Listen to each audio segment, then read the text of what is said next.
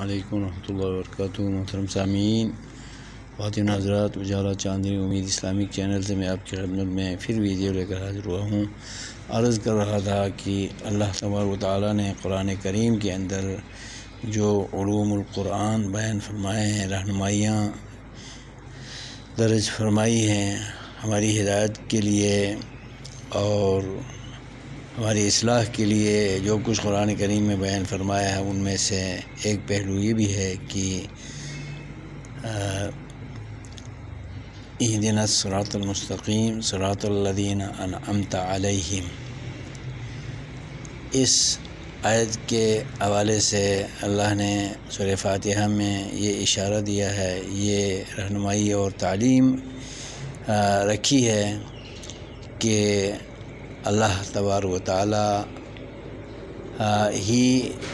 ہدایت کا مرکز ہے، ہدایت کا ذریعہ ہے، اور اسی سے ہدایت مانگنی چاہیے۔ اور اس نے انسانوں کے لیے دنیا میں اور آخرت میں جتنی بھی نعمتیں رکھی ہیں، انعامات و احسانات رکھے ہیں، جن کو آلاء اللہ کہتے ہیں،